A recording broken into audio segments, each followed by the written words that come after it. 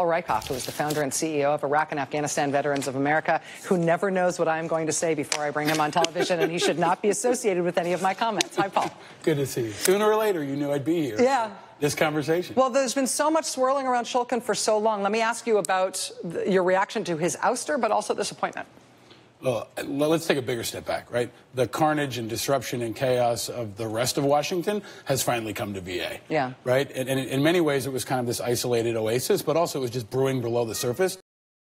Not going on at VA that would have been front page news any other year, except this. So there's been a battle going on all around the VA before the presidency, now into the first year of the president, and probably for the next 10 years. The very soul of the VA is at stake, whether or not to privatize it, how much, and all the special interests that are swirling around it. And David Shulkin was always in the middle of that. From the moment he was appointed, you know, you and I think talked about this, we thought his shelf life would be pretty short. He was a holdover, he was an Obama holdover. He probably wouldn't last more than a year is what we predicted. So this was probably going to happen at some point. Now, here we are. He had a couple of IG investigations. He started to lose favor with the president, but also with veterans groups. And the VA is tough to manage to begin with. So once that started to hit the news, it was only a matter of time before the president pulled the trigger. Now, what about Ronny Jackson getting this nomination? That's a surprise. I mean, obviously, the president likes to, you know, look around in a room, see somebody who you can imagine in the job, and sometimes it's a surprise. In his case, he's a serving Navy admiral, never run a large organization, knows the president, has a good relationship with him, is beloved in Washington. Again, nobody's got a bad word to say against him, but it seems like a strange fit. It's a total surprise pick, for sure. It wasn't on the short list last time, this time, anytime.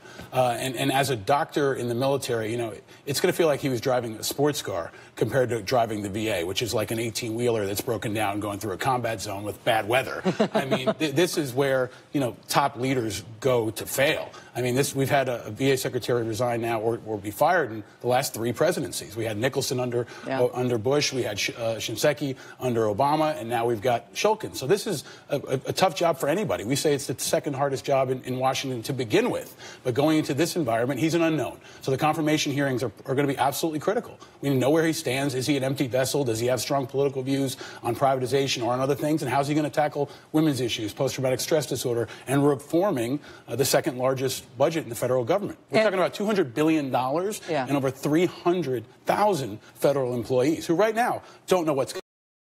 That's important to think about. Good, hardworking people at the VA haven't known what was going to happen for weeks, and they don't know what the future looks like. And incredibly intense political winds blowing around everything that he does. I mean, the reason I highlighted that stuff about this guy who might have been chosen had things not gone the way they did is because there has been incredible lobbying to try to turn the VA into something very different than what it is. That's been the undercurrent for a lot of things going on around Shulkin in the past. The veterans committees in Congress certainly are being buffeted by those winds as well. Do you feel like that should be a central question that he has to sort of stake a claim for, or at least show his familiarity with? Yes. In order to get confirmed? It's the central issue. Yeah. I mean, ultimately, he'll probably get confirmed. We'll see, unless there's a surprise. I mean, and that's the opportunity in putting a flag grade officer in, is it's probably someone who's more likely to be confirmed. Just because of deference to his military experience? I mean, that's happened before. I mean, Shulkin went through 100 to nothing. It was the easiest confirmation hearing, you know, in recent times. So they have the advantage of the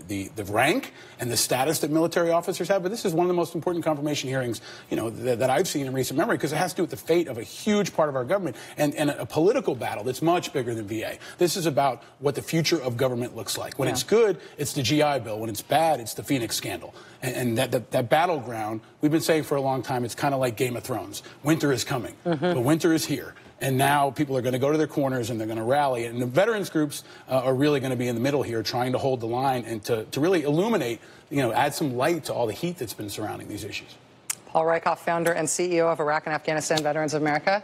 So I feel like I'm never having you here on good news days, Paul. It's always like, something's crazy, help me through it. There's been a lot of bad news. Yeah, thank you, my friend. Thank you.